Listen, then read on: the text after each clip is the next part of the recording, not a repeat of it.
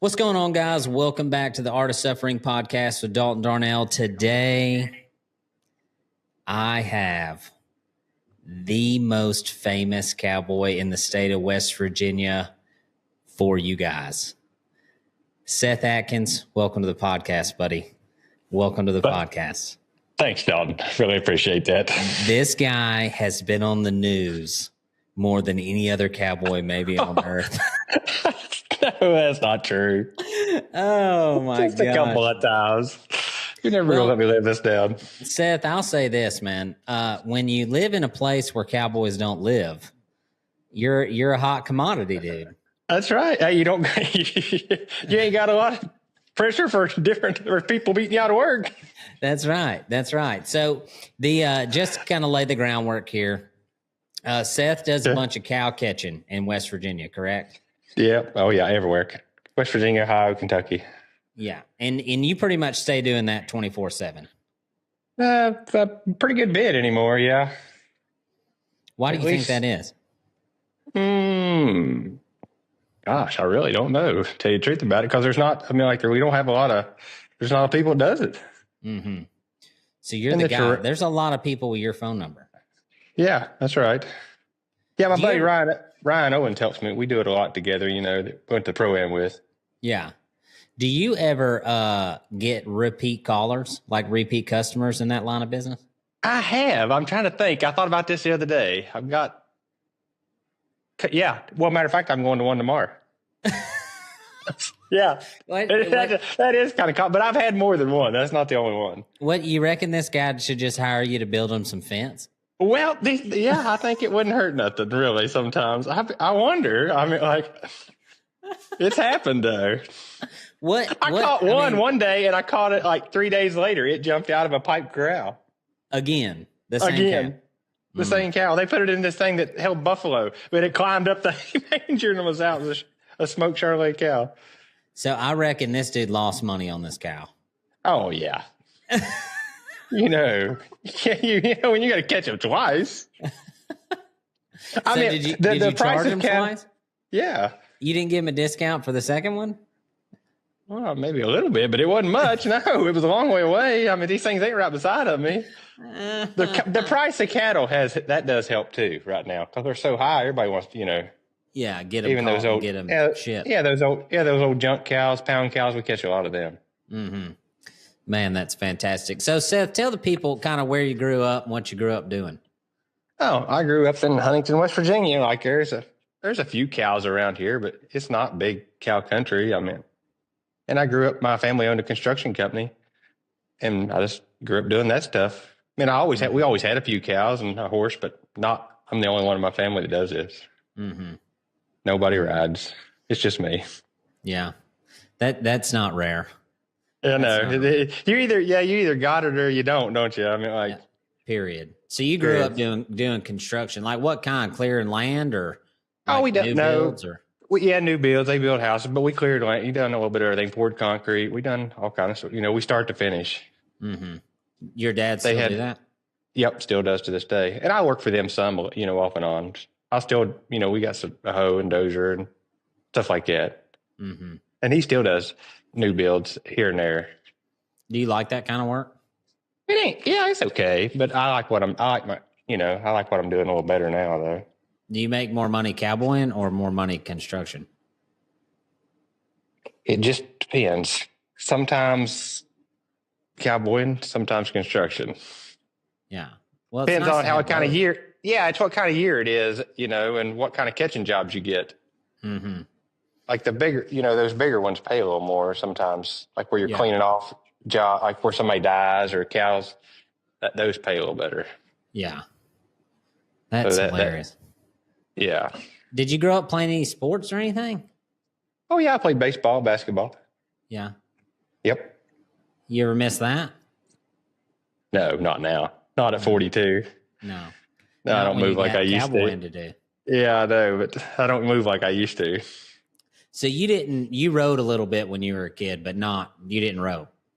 No, I never did row. Not at all. Not until I was maybe 20. But I rode all the time. I did ride. Now, no. So you started roping when you were 20? A little bit, and then I kind of just got away from it. I tried to team rope a little bit, and I went a few times, but I never did do any good. But then I got away from it probably 10 years, and I started back in my 30s riding, and I'd throw at the dummy little stuff, but I didn't know what I was doing till I really started this ranch roping.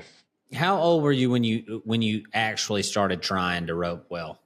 Well, oh gosh, I was probably 36, 37. Because I've known you about 5 years. Yeah, it's been about 7 years, 6 years probably. Yeah, because it's 2000. It was 2019 or 18.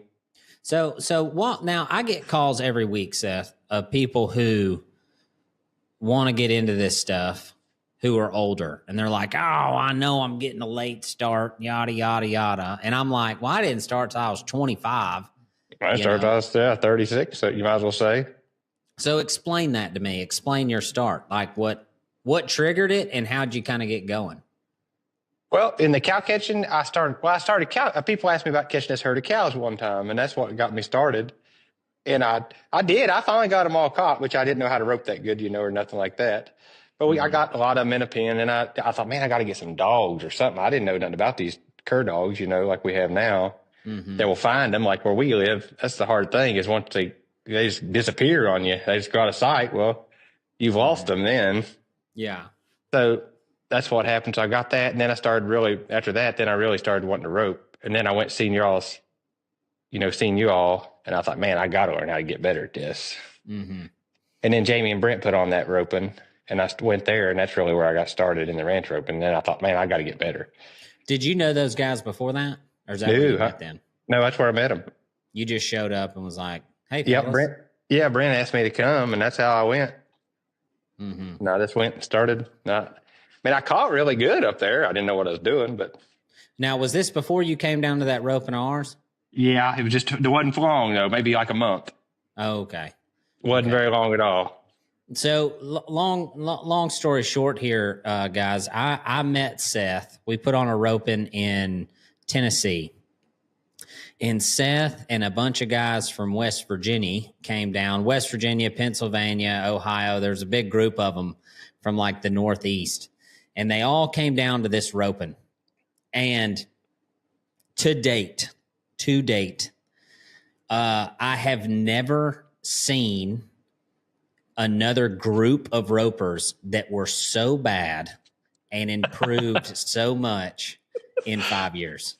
Oh, it was bad. They built a community of people. When they came, boy, it was bad. It was not good. It was bad. And then we went up to a roping of theirs several years later, years later, and were just flabbergasted at the fact that how much everyone has improved. And it's a testament to, like, if you build a community of people and everybody just ropes and ropes and ropes and ropes, and then you expose those people to something that they might not have seen before, and then they take that home and do something with it. And so they came down and saw some pretty good roping. And I'm not necessarily talking about myself. There were some pretty handy guys at that particular roping that came from Missouri. But Seth has kind of separated himself from the pack, so to speak, in my opinion. You came to a one-man clinic of ours. That was right after that. That's where I learned how to do it. That's when I started doing it. Yep. Yeah. So he came to the one-man clinic and was, for lack of a better term, more lost than last year's Easter egg. Yeah. And kind of started getting some things figured out. Now, since then, he came to Wyoming with us pretty much every year that we went, came out and Dr. Dearland's out there, and has been running a backgrounding yard up there in Pennsylvania for the last couple of years, worked for a couple of different stalker outfits, and now has become the premier cow catcher on the Eastern Coast. And it's funny. Every time I call Seth, he's like, yeah, I'm just headed to catch some cows, I mean. Yeah, yesterday he called to ask about this, and literally we was on our way to catch 6. Yes. And you caught all 6 of them, huh? Yeah, all 6 of them. Yeah, it was all after 6 o'clock yesterday. I thought we had 3 of them roped and tied down at like 10 o'clock, and I thought it was going to be an easy day, and it ended up turning a little longer than what we thought, but they're all 6 caught. Well, this dude sends me videos at least once a month of some teetotal bullcrap. I'm talking about bro dogs like shoulder deep in a river roping a bull, like, and then he tells you, he's like, hey, you need to come catch cows with me. I'm like, hell no, dude, I don't want to come catch cows with you. It looks terrible. And he says it's fun, but it's fun. Yeah, yesterday it's fun. The only thing about like when you get down in Kentucky a little bit where we taught those yesterday is there's fences everywhere. So like cut them. Yeah, we did a couple, and then you got to fix them back because a lot of them old fences ain't no good. But then there's a lot of cows. They had hauled all the cows off of this place, and they kept getting out. Well, a couple of them got hit on the road, and the sheriff's department wanted them caught, so that's why we was there. Is that who pays for it? No, that was the owner had to pay for it on this. Yeah. Was he pissed? No, I don't think so. Because he just wanted them caught. Like it was just I don't know what happened there, but it was some kind of deal. Like the cattle, they started out with a pretty good herd, but these was the last 6. They had got the last out last year or something. Well, tell me. So now I've roped with quite a few West Virginians. Yeah, and you take some pretty green help to go do this stuff. Yeah, that's fun. Yep. So tell me about this a little bit. What's it like roping with somebody who just flat can't do it, and you just send them in there to do it? Well, I more need somebody like, it depends on what we're going after. Like those cows are no big deal. Just the bulls is where you got to have somebody that knows what they're doing. The yearlings ain't too bad neither. But if you got somebody just to help get the dogs and then to help you tie them down is a big help. They don't have to rope that great. Yeah. Like a lot of times, because I can usually get them caught. It just helps having an extra hand there. I mean, like a lot of times I'll do it by myself, but it ain't no fun that way. No. But like when me and Ryan yesterday, we was rolling through them. It just the fences is what screwed us yesterday. Yeah. And we had some young boys that helped us yesterday that was really good. And my buddy Cam, he goes with us. He's getting a little better now too. Cam Rose from here. Not Cam Korzak. Cam Rose lives. There's another one. Cam lives right beside him here. Oh, okay. And his roping ain't that great. Okay. No, he can't rope yet, but he can ride and he can jump. He knows how to tie one down. Like he's got good. He might not be the best roper, but he can tie one down in a split second. I agree. I do agree that that's a helpful thing. Yes, it is, especially when you're in a hurry. You know, I don't have to get all. I can just trip him. He'll be on him, tie him, throw my rope back, and I can go on. Yeah, that's funny. If there's two, yeah, I pay him. Yeah, I tell him, I said, you're getting paid to ride your horse. That's true. Yeah. What do you pay? I usually pay him $100 a day. Yeah. I mean, that's pretty good for just tying him down. Yeah. Well, yeah. And he don't like, I didn't have nobody pay me to ride my horse or learn how, and I try to show him stuff every time we go, and he gets better every time. Yeah. That ain't bad. 100 a day. I've done way worse than tie calves down for 100 a day. Yeah. He rides with me and I always use it. Yeah. And we have a blast doing it. So I wish somebody took me and paid me $100 a day. Yeah, you'd be way further along then. Huh? I would be, wouldn't I? Yeah, especially back then. We never paid for you to come help us. No, that's what I'm saying. No, yeah, I learned. I paid for my education, but it was the other way. And I made you rope them. Like, yeah, I know. Yeah, we made you doctor them all. Oh, yeah, my gosh, that is freaking funny. Well, I mean, we've talked about this before, and I talked about this on a couple other episodes, but one thing in the cowboy community, one thing people do not do is pay well. No, that's really awful. It's pretty amazing to me, honestly, like how poor a cowhand gets paid for the skill set it is. You know what I mean? It's crazy. Like that's a big thing. I think, like you're taking care of a lot of money. I mean, those things are not cheap. You're responsible, and they don't pay nothing. They don't pay nothing. Like you honestly, unless it's like like a subcontractor almost, where you name your own price, and these people are kind of in a pickle because they didn't manage their self. But yeah, it's terrible, dude. Like, you're talking, you get hired on at a place and they're talking about $3,000 a month, dude. Well, this is an everyday job. That's $100 a day. Yeah. And furnish all your horse and gear and everything. Yeah. It's like, nuts. I don't know how they do it. I don't either. Not like that. Like, And these guys will have 5 saddles, and they all tell me, they're like, yeah, man, you just trade. I'm like, what do you trade for a saddle? Your truck? Things are like freaking $8,500, dude. I know those. Yeah, a decent saddle I think would be $5,000 now. At least. At least. That's what I'm saying. Like, I don't know how they do it. Like, that's crazy to me. I don't either. I guess I think lots of them, and I've talked about this before, but lots of them make horses and sell horses, and I think would help it tremendously, wouldn't it? Well, it'd have to. I mean, you're talking about making like freaking $36,000 a year, and it costs you $75,000 just to do the job. I know. You know what I'm saying? I mean, that's crazy. I don't understand it. I really don't. And so, but it's just like a UFC fighter or anything else. What these guys do, the people who hire folks, is they basically use the fact that you love the work you're going to do it. You're going to do it. You're going to be like, I want to work there, so I'm going to do it for $3,000. And if everybody just sat down and said, you know what, we're not going to do this anymore until you actually pay us what we're worth, because if you know what they're making on the cattle, it's kind of offensive. It is a lot of time. Yeah, that's right. And like, it takes, like, this stuff ain't easy to learn, is it? I mean, like, it's hard. It's a pretty tough skill set a lot of times. Yeah, 100%. To do it well, it's a very tough skill set. And that might be an alter argument from the cattle owner's perspective, is how do I know you can do it? You know what I mean? Like, not very many people have this skill. That's right. But yeah, you're right. Especially even back here. I know out west you see it more also, but back here it's not, like, it's pretty rare, ain't it? Like, you all did it in Alabama. There wasn't a lot of people doing it down there. Like, what? Nobody. It's like me up at Adam. When I work for Adam, that's a pretty high skill set, and there is nobody ropes more than we do when you're doing that. Is there? No. Like, it's crazy the amount of roping you do. Yeah, at a stocker operation like that. I mean, I know guys from Nevada and Wyoming and all over the place that would come work where me and you work in the fall and in the winter, just because you get to rope so dang much. I mean it's all day, all day, every day. You could never get caught up, really. No, that's why there's got to be an end to it.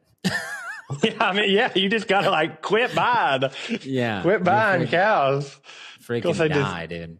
Yeah, it kills your horses, like everything. But is there anything that makes you better? No, I think that's where you get good. I really do, because that's probably some of the best roping you can do, ain't it? I would think. For me. Me too. It's my favorite thing to do is Dr. Yearlings. Yes. It doesn't get any better. And you really, you got to learn a lot. You learn your craft. You learn to read cattle, the sickness, everything, ain't it? Mm-hmm.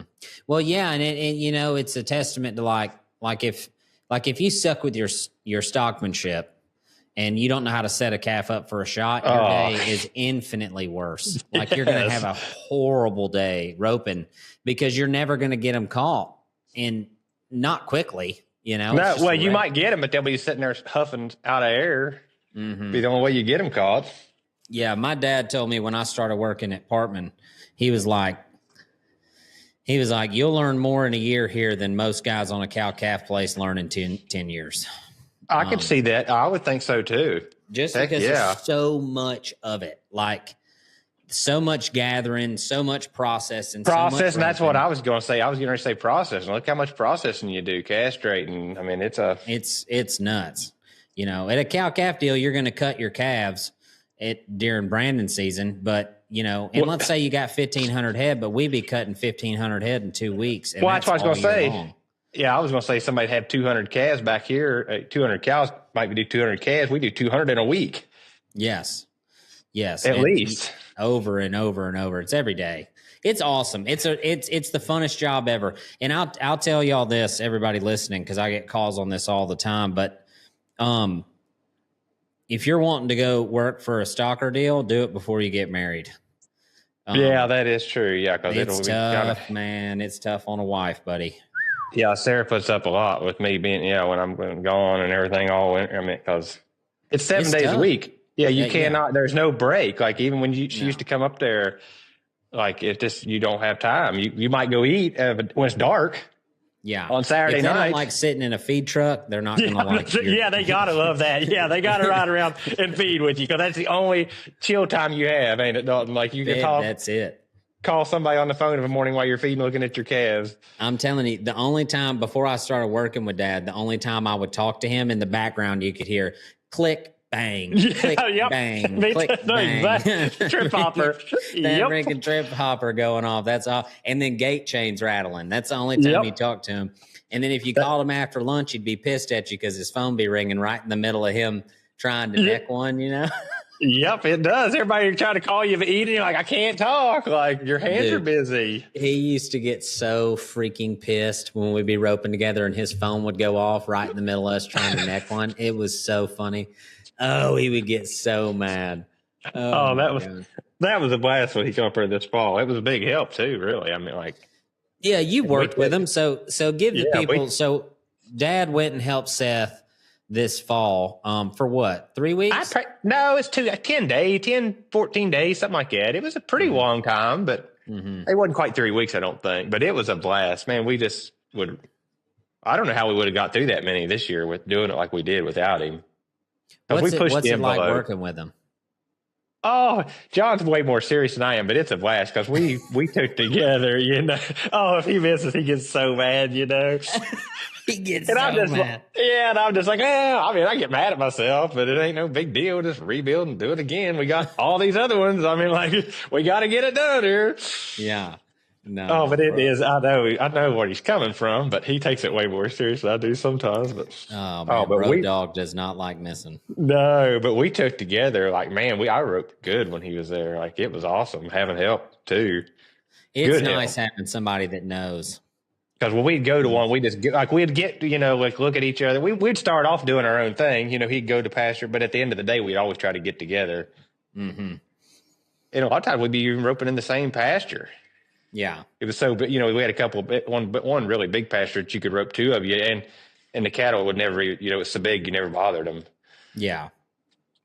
And then if we had a trouble, and if he seen that he was having trouble, he'd come to me or vice versa.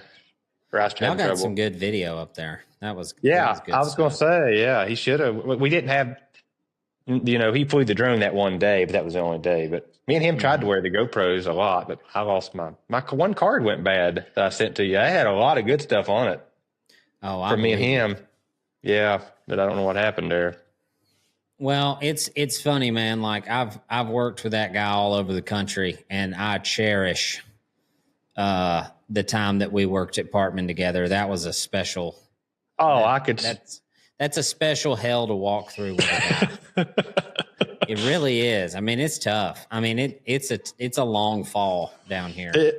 Oh yeah, I can see it. Like, yeah, I mean, yeah, because you're with each other 24/7 pretty much, except when your doctor ain't. You know, it's the same way. If somebody's working with you, they're living with you. That's the whole nine, ain't it?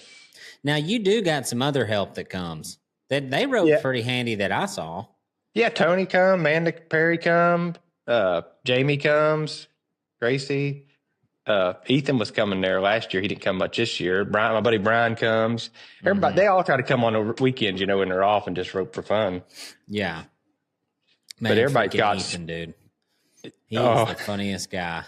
Like, so Ethan, little backstory on Ethan. Seth brought Ethan to Wyoming, and I was we were doctoring cattle, and he came with me. It might have been me, you, Abby, and Ethan. Was it me, you, Abby, and Ethan? One day it was, yeah. Marty went with you all. I went with John a couple of days, and Ethan went with you all a couple of days too, by himself. Maybe that's what it was. And I was riding this like pretty stingy horse. Like he's a good horse. He just doesn't tolerate no foolishness. And I try to keep everything real put together for him. And I wasn't really paying much attention. I necked this calf, and Abby missed a heel shot. And here Ethan comes. So Ethan's a wrong hander. He's freaking left-handed. And he came in on that wrong side and started to rim fire me a little bit. My horse went to grabbing his butt. I was like, no. Nope. Sorry, buddy. This ain't the one. We ain't doing this today. It's totally different roping with somebody that's left-handed. Oh, it's freaking backwards, dude. Yeah, like you tried. So hard. You know, roping's all angles. I've learned that, you know, and you watch him, and I got to think about it every time. He's like, can I do it? You know, and I'm like, well, you know, but it's the same, but it's backwards. I'm like, well, yeah. No, Hey man, that rope ain't supposed to go right up my horse's butthole. You know what I mean? Hey, if you could keep that thing off of that's a button we're not going to push today. You know what I mean? I'll tell you where it would really shine. Head. Yeah. Yeah. Because you don't have to switch sides. You know how you'll roll if your header misses. Yeah. You from the guy on the right, you'll roll it in front of the guy on the left. The header will roll it in front of the guy on the right, so the angles match up. You don't have to rope over your horse's head. Yeah. But if he was left-handed, and Ethan was, it would be perfect. It's that heel shot that it's that's a problem. And Ethan don't head that much, you know what I mean? But I've said, man, if you ever got good, really super good, because that would be, you never have to switch sides. Yeah, you just keep right on rolling straight. Miss and miss. Yeah. If you miss, the arm falls off or something like this. Oh my gosh, that's so funny. Well, tell me this. So you came to Wyoming a couple of times. Where's the most challenging place you've roped so far? Back here by far. West Virginia. Yeah. Because it's the terrain's like Wyoming, except that the flats are not near as big. The hills are not near as tall, but they're way more of them, and they're covered in brush. Ugh. And you have very little clearings. Do you use any special gear like the guys in Arizona and Texas with their bat wings, or you got any West Virginia gear? No, just straight up. No, not you just gotta have you gotta have some. You wear long sleeve, big heavy shirts. I always try to wear one of those Wrangler shirts when I'm always going, because you got some weight in there sometimes. Why don't you tie off if you're roping in the brush all the time? I just never have. I don't know. It just ain't me. I mean, I know a lot of guys that do it, but I just have never did it. Nope, me neither. I have commitment issues. Yeah, like yesterday there was a young boy with us, and he made a really good running shot. We was in this little field. We'd got the first three, and he caught the calf, it was about a 9-weight bull.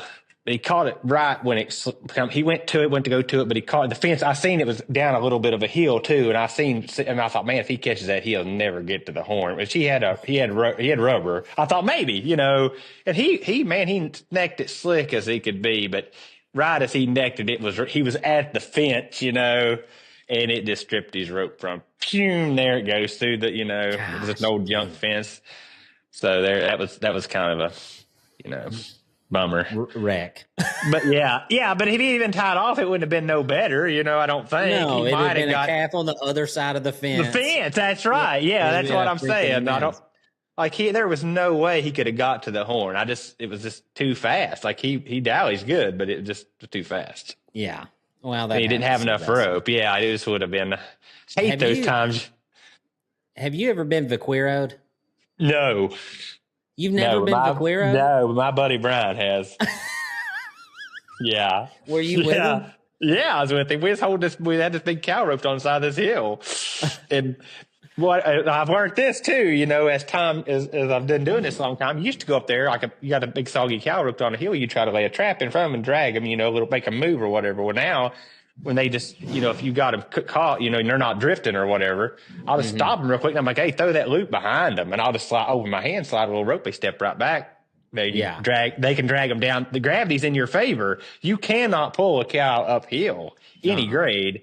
So I've learned that, well, that day, that was back, several years ago. Well, I run up there and he had this big cow neck, this Charlie cow. And I run up there and I had a good trap on. I'm like, go, go, go. Well, he couldn't pull it up the hill. And I thought, man, as soon as then, I'm like, man, why didn't I throw it behind it?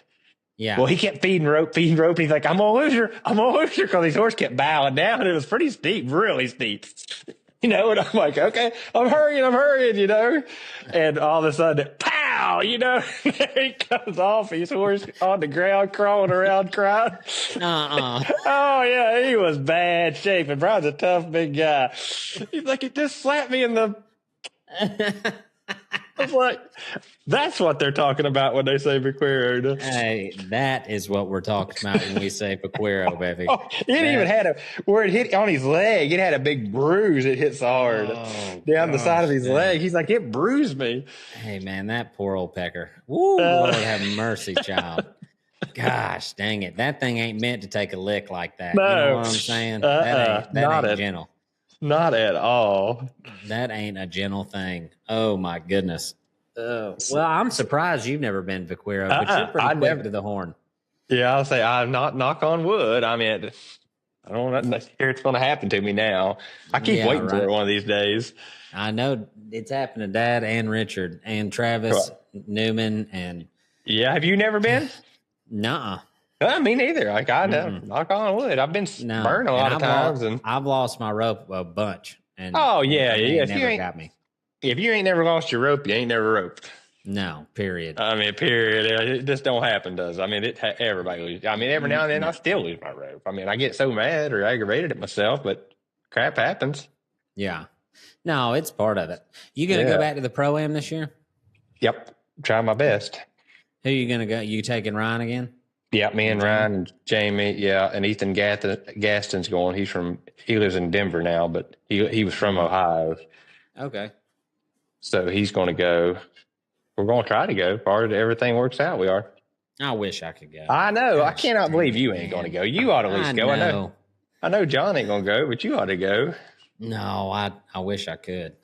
I can't, man. I just can't. I don't have time anymore.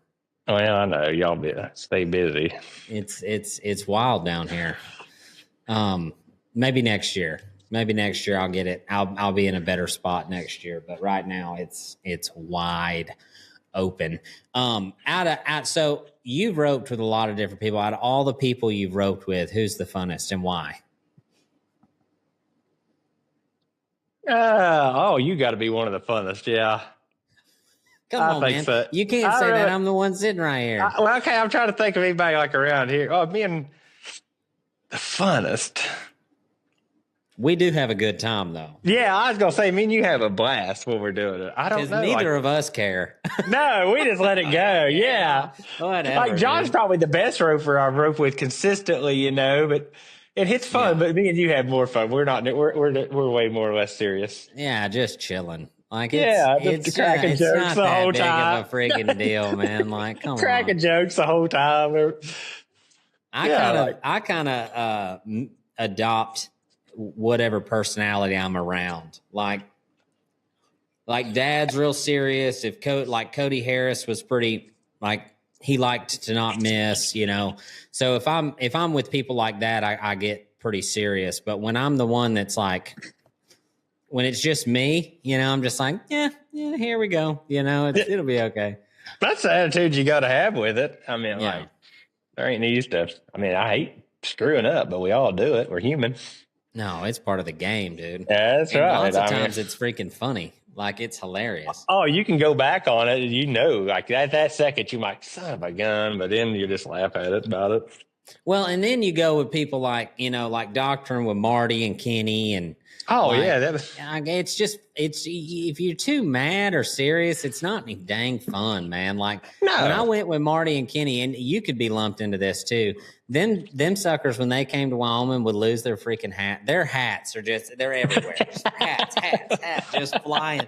And we got all our hat bands flipped. Our hats are all on sideways and like trying to keep it all on there. And like Marty lost his hat one time, went back to the truck, got a ball cap, lost the ball cap. I was like, dude, come on, man. What the heck is going on? And so I just kind of adopted this. And then I spent a lot of time doctoring with Emily and Abby and Natalie and like Nathan, the younger people that were out there. And they're all learning, it's nothing, you can't.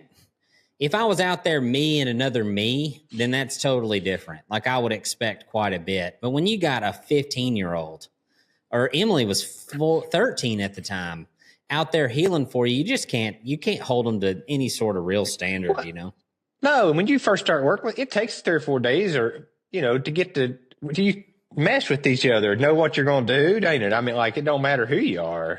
Mm-hmm. Now, Abby got dirty good, but it took a summer, half a summer for her. Yeah. For her to know. Once you work with, like me and Ryan, we worked with each other every week. We pretty much know exactly what we're going to do before, like, he can be a heel over and I can see him. I'm like, oh, I know what he's doing.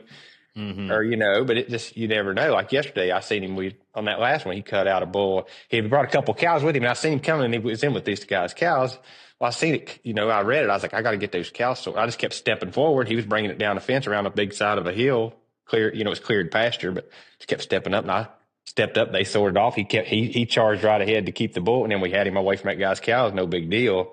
That guy was tickled to death because he was worried about that, bothering his cows. Yeah, of course. Well, is there anything cooler than that on Earth? No, that. It's like the closest thing to a superpower that I've ever experienced. Yes, that's true.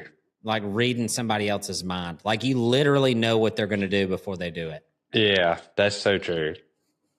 And if you work with somebody enough, Oh, 100%. 100%. That might be what I miss the most about working at apartment is like when we'd pen pastures, it'd be just the two of us or whatever, or maybe sometimes three of us. And like you'd be rolling them at a dead run, like as hard as you could go. And you knew exactly what the guy in front of you was going to do. Like at Mach 9 speed, super cool stuff. It's the best job on earth. That's why it doesn't pay. That's right. Yeah, which it should. It's still wrong. It's too cool. It's too cool. Yeah, it's really cool sometimes freezing to death and dying of the heat, but we do it. That's true. The romance has kind of gone a little bit. The romance dies. When it starts snowing, that romance starts to dwindle. I spent a couple winters in PA with it snowing sideways trying to rope. I don't want to, Seth. I don't want to. It's fun, but man, it can get rough. Everything gets wet back here so bad, Yeah. Well, is that why you like the polys the best? Oh yeah. Because they're indestructible. Just where it's so wet. Go lay down, sister. Go lay down, sis. Dog coming up. Is that your good dog? Yeah, that's my good one. Yeah, she's been laying here asleep. All the other ones follow her. Yep. Yeah, she finds the cows, that's for sure. Well, tell me what's your craziest cow catching story? You got any good ones? Probably that one in the river that time. That was probably happened?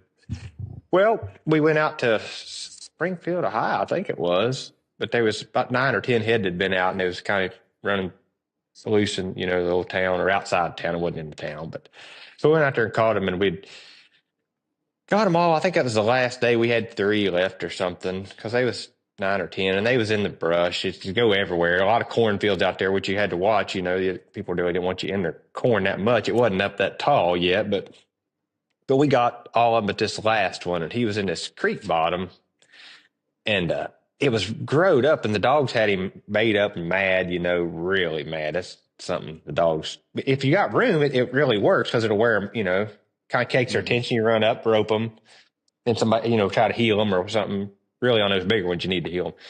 And, but man, he just tried to kill us in that brush, like charging us, and we couldn't get away from him down in there.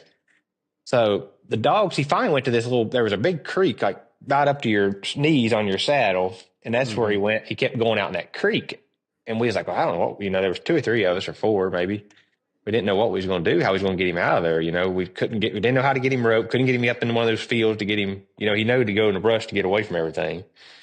And I finally got out there in that river, and I said, I think I'm just going to try to rope him out here. And they're like, I was like, well, he can't hit me, like that water slowed him down. Yeah. He just tried to, he couldn't really do as much. So I finally put like 3 coils, and I got him roped. And here he come, up the rope and all pissed. So I kept, riding away, trying to in the water, and then the dogs would get on him, get his attention, a little bit. And finally, John got a rope on him. And then we had 2, then we got him over to the bank and get him, we found us a way up out of the brush too, over into this field. And that's how we got him loaded. But it was a trip.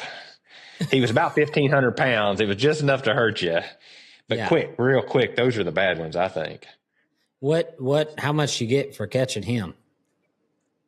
I think it was $400 a head back then. 300 or 400, I don't remember. It wasn't enough. Wasn't even 400. Yeah, that was awful. It wasn't enough. Now we get a good bit more than that on them bulls. So you think the light bulls are the worst ones? Yeah, like that 15, 1600. Yeah. But the other ones are bad, but those are super quick, Mm-hmm. Them bulls just have that stamina. They don't quit like a cow. Big cow's nothing They to just me. shut down. They did. Yeah. A lot of them are, especially if they're at somebody's place where they're all fat and, they'll just crash before they even rope them. They do. Well, the bulls, like, have you ever caught anything with horns pretty good that hooked you? Yes, but I've been lucky. I ain't never got hurt or never got my horse really hurt. I've roped several cows and not really no big bulls with horns, I don't think. One of them maybe, but now the other boys have got their horses hurt. Hooked pretty good. Yeah, everybody has. I've just been lucky on that. Damn. Real lucky. What do you do with that? You just push through it and then take him to the vet, I guess. I guess, yeah. They got him sewed up. Yeah, I know Billy got his. It had a big old gash on it, and then John had a puncture. It was a puncture wound on his. Where it kind of went in its leg. They just does your horse just get to leaving you after all that, or does yours stay with you pretty good? Mine knows the difference. Mm-hmm. Like the one that grew a horse I ride all the time. If he knows, like if it means business, he'll get out of the way. But he can tell when they face up. You know how they look. Yeah. So he doesn't get all dancing around and no, not at all. But now if a big bull faces up, he knows it's coming. Get out of the way. Or a cow, he knows the difference. He's like, hey, she's going to hit us. We got to jump aside to get out of here. Yeah. Man, they know. Crazy. It's weird that they know that stuff. It is. It's like they can read them better than they can read. They can read them too, just like you can. Mm-hmm. Because a lot of ours is, in little pastures or bottoms or stuff like that. Not out in that open country. Like when we was in Wyoming, we never had a cow ever get mean with us out there, did we? No, They can move out so easy. I feel like. Yeah, they don't have to fight. They just run away. They just run away. But back here, that's the thing. That's why we get a lot of call. Is because people can't stay with them in the brush or the hills. They don't have a horse or a dog. But like when them cows know that you're going to keep coming, then that's when they get on the fight pretty quick. That's when they get caught every time. Mm-hmm. Well, I'd say 3 out of every 10 head I doctored in Alabama would come to you. Yeah, they do. Some even the ones, like an addict. Sick. They're just out of their head, though, ain't they? Mm-hmm. A lot of times, well, no, I mean, sometimes, but like even, we'd get them sale barn calves, dude. And I think I've told this story before, but they had this sweep tub at the cattle company where we processed cattle. And it was like 6-7 foot tall. It was like a hand above my head. It was probably 6 foot tall, slick panel, like iron. Sheeted. Yes. Sheeted. Yeah, I know what you're talking about. Like you couldn't just climb them. You had to do a pull up. Yeah. And I had to go in that thing and load the chute. And I freaking hated it. Because you couldn't get away from them? Yeah, man. Like if they were on the fight or they'd come to you and they'd be in a herd, there'd be 10 head in there. And then you'd just be walking around pushing them where they got to go. And then one just come out and come to you. And you're like, hey, what the heck? And then you got to climb that slick panel gate, And I know exactly what you're talking about. I hated it. I hate getting in a place that you can't get away from like that. I've been in a place that had the boards too close together or something. You're like, I can't get away from these things when they get on the fight, Well, I always felt like kind of a candy ass for being scared of them. You know what I mean? Like I was like, man, it's just a freaking cow. But then when I started running the chutes, like I was always real weary. I was like, okay, I'm going to have an exit strategy. Like I'm going to be, Yeah. And we had hired some younger guys there and they had they were too dumb to be scared. You know what I mean? Yeah. And, a couple of them weren't strong enough to pull themselves up over the gate, which I could get up that. You hear me? I could get over that. Yeah, I know exactly. I know exactly. I've been chased over it several times. Quick. See ya. Well, this kid, man, he went in there and there was one fevered up in there and kind of got on the fight. And he went to climb that gate and got about halfway up. And that freaking calf centered his butt crack with his head and drug him back down in there and just mauled on the guy. And I was like, yeah, this is why I don't. This is why I pay real close attention when I go in there. You know what I mean? Yeah. Oh my gosh. I know exactly what you mean. Like we sort all the time, and you got to watch that stuff. These cattle back here they do, don't they? They're not like Yes. those. It's different. No, it They, is. And I've been mucked out my fair share enough to not want to get mucked out again. You know what I mean? no, Like I'm good on that. it sucks, don't it? It just, It does. It does. Old 6-weight freaking Charlet cross heifer just chewed you to pieces in them pins.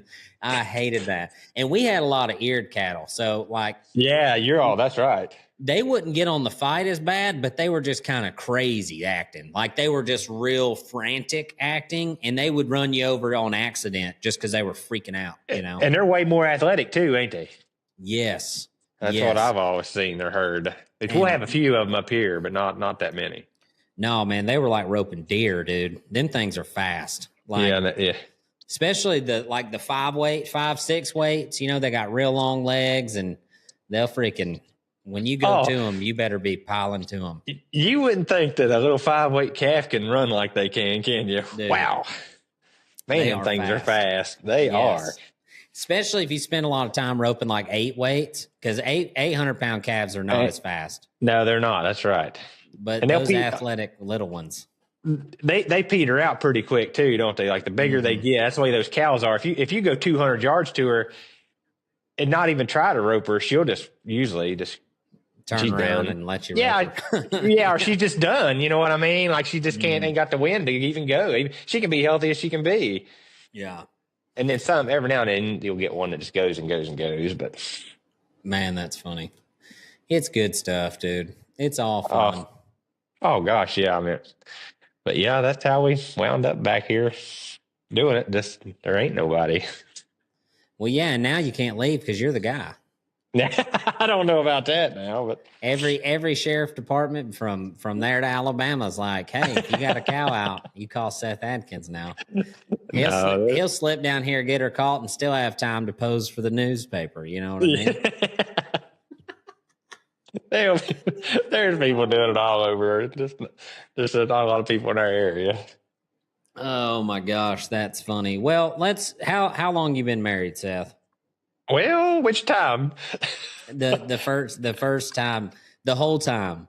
Well, 20-some years, 20, let's see, 21, 22. And you got one son, don't you? Yeah, got one boy, Grady, yeah. How old is he? He's 16. And now, what does he do? Does he play ball or work or? Well, he did, but now he's more into playing music and stuff like that. But he's not into the cows or horses, nothing like that. But he does work and stuff like that. What he plays music? What kind of music? He plays guitar. Music? Oh no, no, but he's got really good like playing the guitar and stuff like that. He can play just about anything, banjo. Really? Yeah, if he picks anything up, he knows all that stuff. Like he can read the music and all. I don't know how to do that stuff. Did he start doing that to pick up chicks? I don't know. It probably works, but I don't know. But like he just kind of one day just started doing it, and like it's natural to him. Huh. Like, everybody always tries to play a little bit, but they can't. Now, as a father, does it bother you that he's not into what you're into? No, I mean, I wish he was, but you can't. There's nothing you can do about that. People are just, So what's your attitude towards it? Wait, well, what do you mean? It's not nothing bad. Yeah. No. I mean, so what do you do with him to spend time or? Oh, well, we just got to hang out here and just do, stuff like that because, he's not going to do that. Yeah. No. What, the cowboy in? Yeah, no. Just when I come in of evening, we'll hang, sit on the porch, stuff like that here. But no. What are you talking about? Oh, his day at school, stuff like that. Yeah. And then we'll work on his car. We work on his car together. We mow, we'd eat, work around the house, stuff like that together. Normal stuff. Yeah, like nothing. Well, because I would say this is probably a big deal, and I've experienced this with like my sister Emily and my sister Lakin. Right? They don't have nothing to do with the cowboy and stuff, and so it's always been interesting to me watching the dynamic between parents and kids, and if your kid comes up wanting to do something else, like what do you do with that? And I'm sure lots of people have experienced the same thing that you have. Like well, this is what I do for fun. This is what I like to do. But my kids, like, it came from somebody else, you know? Yeah, no, it does. Yeah, you do it all the time. And you think about that. You're like, man, I wish, but there's just nothing, you just got to do what they like doing. When he's playing ball, we went to the ball. And Sarah always, she's the best, she'll does whatever. Great, always has. Well, did he play baseball? Yeah, he played baseball, and then he played basketball all the way to high school, through middle school. He played for the middle school. And you played both of those, so you were kind of probably involved with that. Yeah, but I wasn't like some people, but yeah, I always played. Yeah, I wouldn't know how some of those parents they really take it serious. Well, I'm Wiley's coach. Are you? Oh, buddy. Okay. And I was like, the first 6 weeks we were practicing, I was like pissed I did it. I was like, dude, this sucks. Why did I choose to coach? After the first game, bro, I was like, this is my new thing. Like, I freaking love it. Like, it's so much fun. See, like my dad coached us, he was in a little league and stuff like that, but they played ball too. Like they was really like he played baseball all the way through high school, all the way till he graduated. So he liked it, but I did. But when I got in Babe Ruth, finally, I just like, I'd like back then I liked to hunt and fish and stuff like, did more hunting than fishing, but I just like stuff like that more than I did ball. Yeah. So I kind of went away from it. Now I like if I could have had somebody to ride with back then, I'd have rode every day. I did when I could. Mm-hmm. But I just like that stuff better. See, I played ball all the way through high school, and I had I had 2 scholarship offers to play in college, but both of the teams, like I got offered to an all-black community college in Birmingham, and I went for a visit, and I was like, this really isn't a good fit. I was literally the only white guy that I saw on campus, and I was a little uncomfortable, and didn't really, like when I walked in the locker room, I was like, everybody's kind of giving me the big eye, you know what I mean? And then I got offered to this Christian school that was terrible. And I came from a ball team that was horrible, Seth. I mean, like my senior year, we won 2 out of like 27 games. Oh, man. It was bad. It was bad. So I went to a community college, and I was going to walk on. I was going to try to get one of the walk-on spots.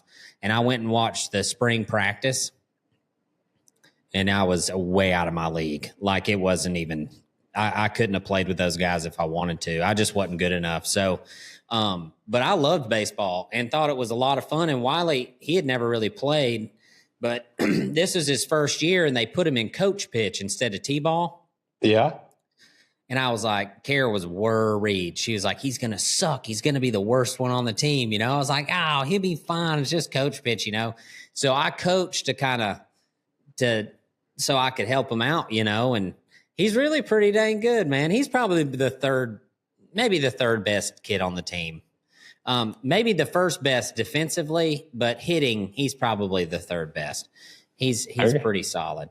That stuff had really changed from when I played ball. Because back when I played, you just had Pee Wee and then Little League. But now they got it was like before Pee Wee. What's it called? Like they start way earlier, and they set the thing on T-ball. Yeah, that's what it was. I was like, what is this? And then and I love baseball. I like to play it, but man, does it get boring watching. Basketball is way better. Yeah, like I do love when he played basketball a lot better because you can watch it and it's kind of interesting. Keeps you up. Yeah.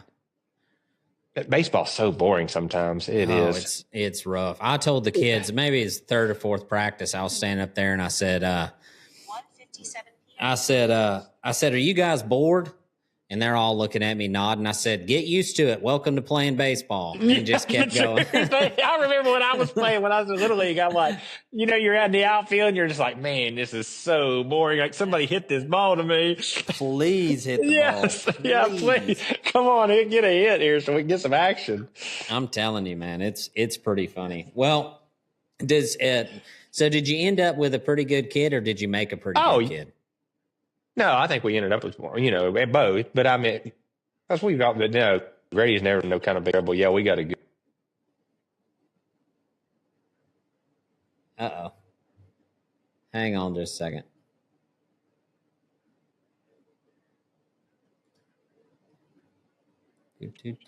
Can you hear me? Hey, you still there?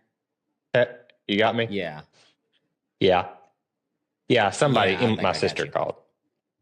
Okay. Oh, okay. Well, But yeah, like I think it. is she calling again?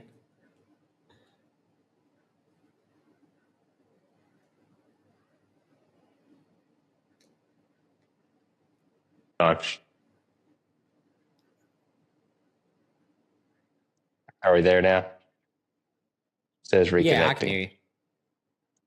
Oh, okay. Okay. We'll let it reconnect. So, yeah, but no, I think we got an excellent kid. Like Grady's never been no kind of trouble.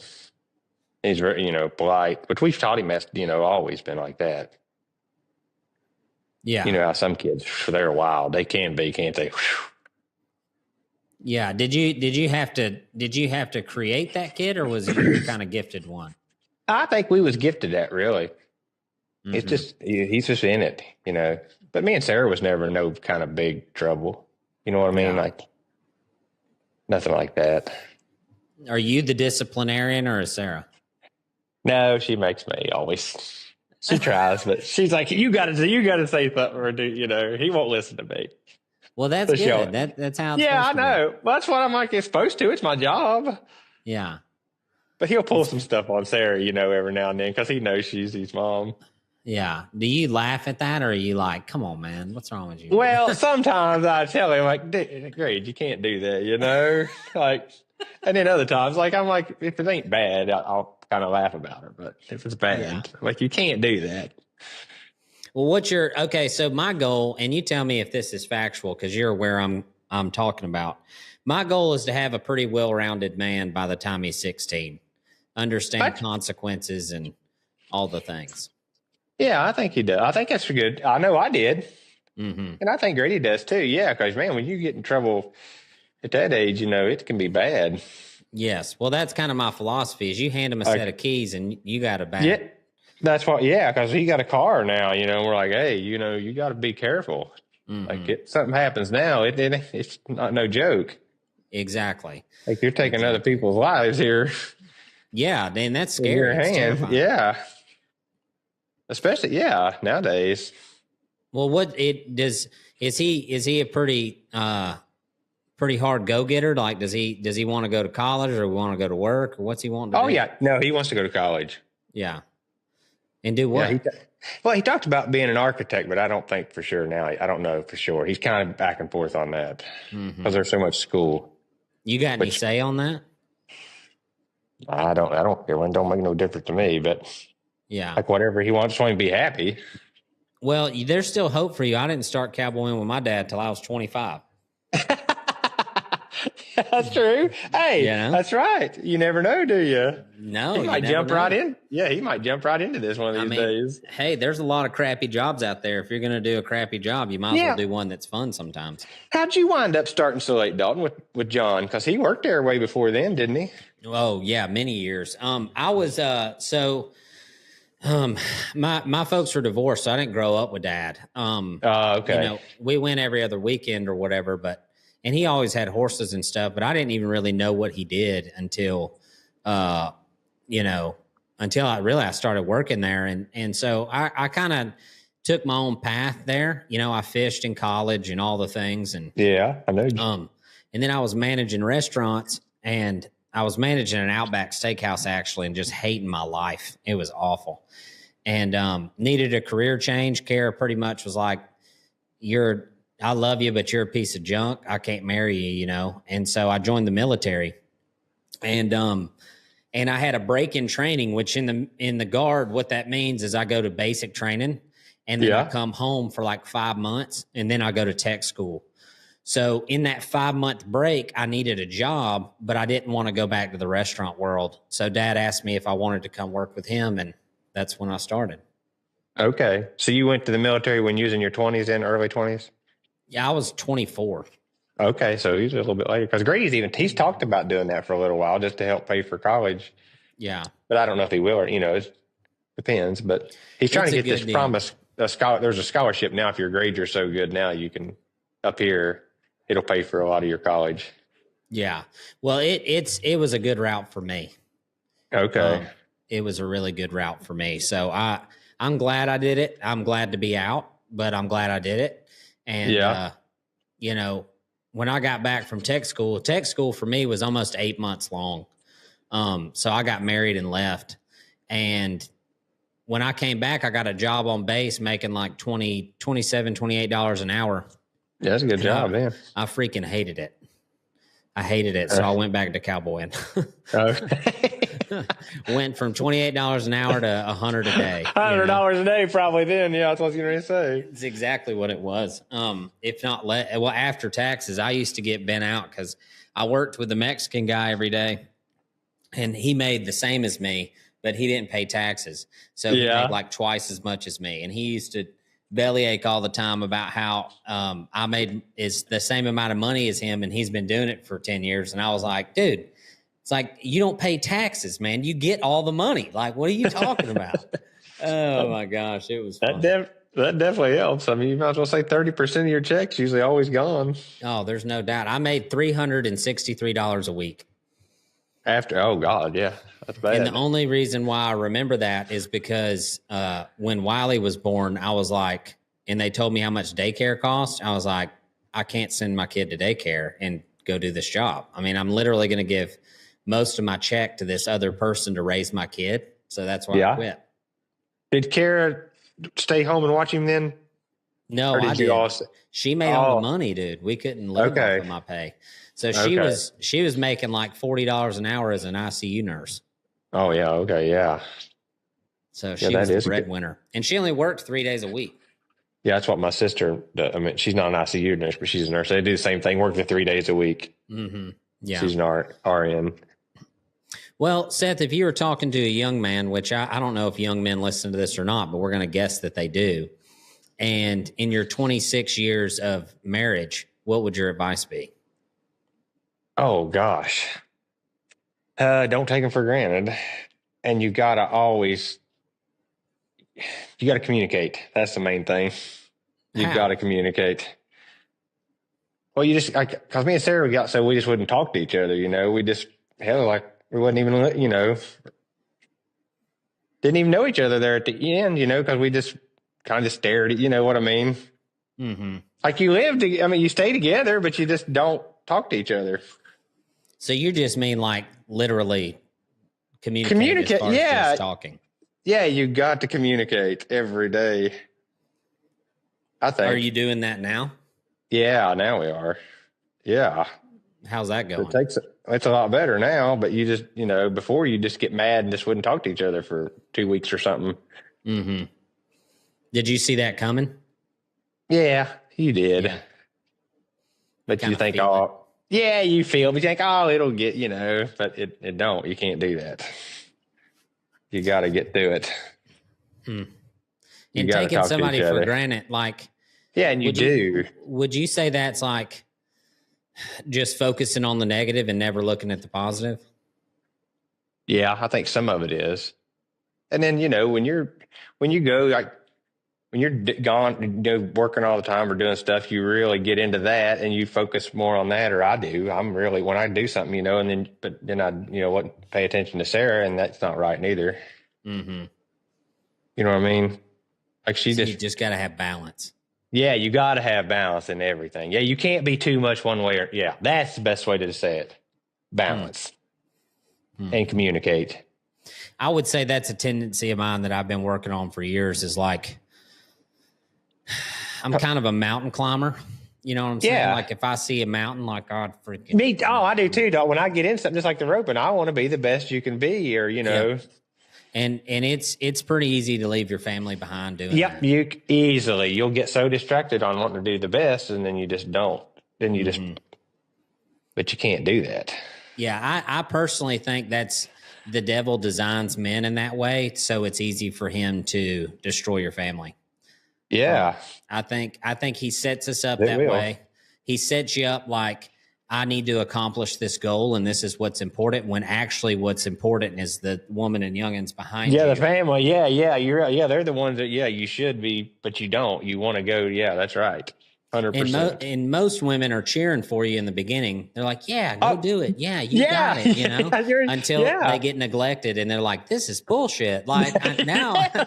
Sarah's my biggest supporter. You know what I mean? Like I wouldn't be where I'm at today. Yeah, but then once you go too far, you leave them. Then they don't like that at all. No, because that don't work neither. So it's very hard. It's a balancing act. And everybody who calls me is like, hey, I really want to work on a yearling place. My first question is like, what's your wife like?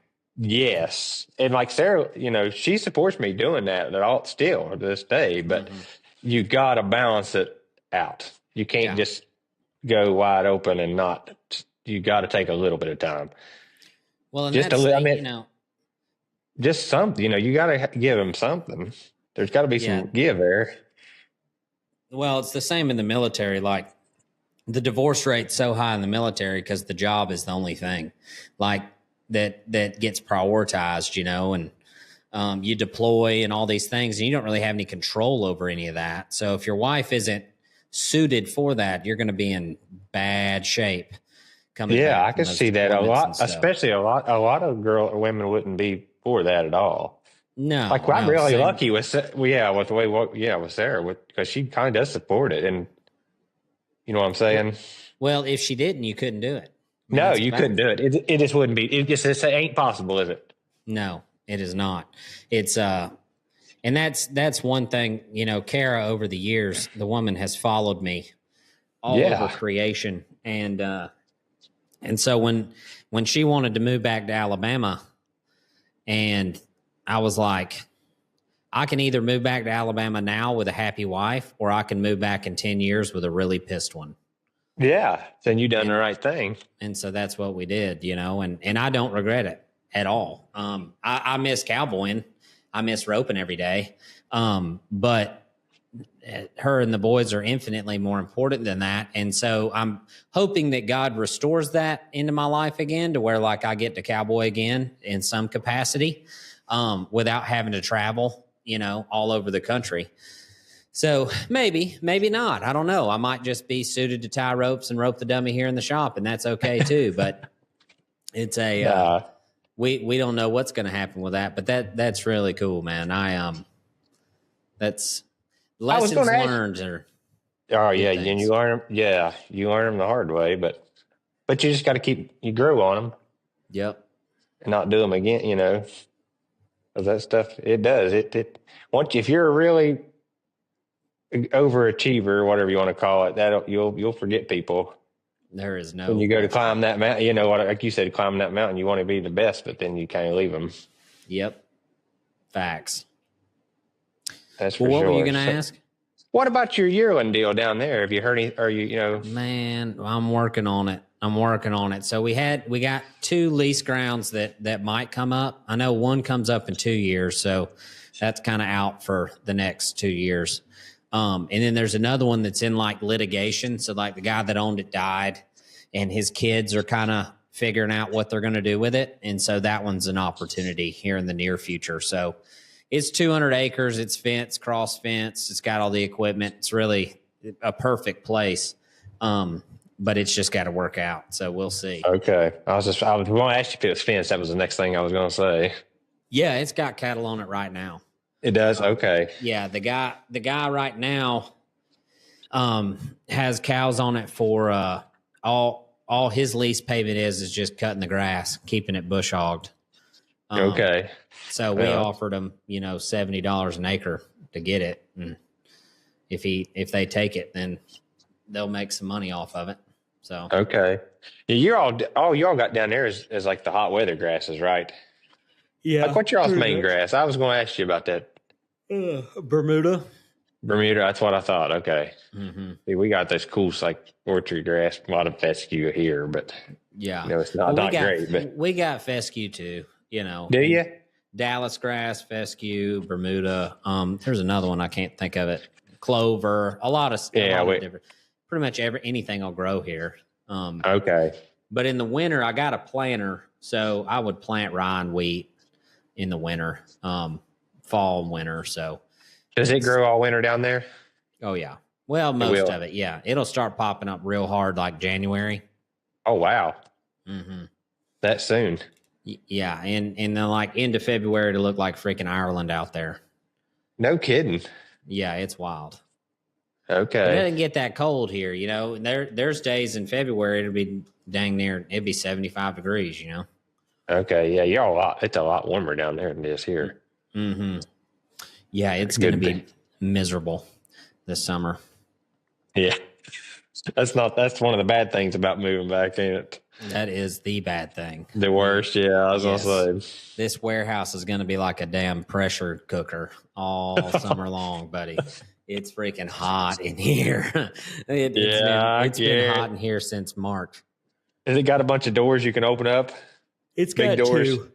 Yeah. Two. Yeah, but it ain't gonna matter. It ain't gonna matter. It's got fans in it, but it's just circulating hot air, you know. It's like a big dehydrator. All right. Well, that's it for Seth Adkins, guys. If you're in the West Virginia, Kentucky, Ohio area, and you need a cow caught, that is the man. I will link his Facebook below. As always, thank you so much for watching the Art of Suffering podcast, and I'll see you in the next episode.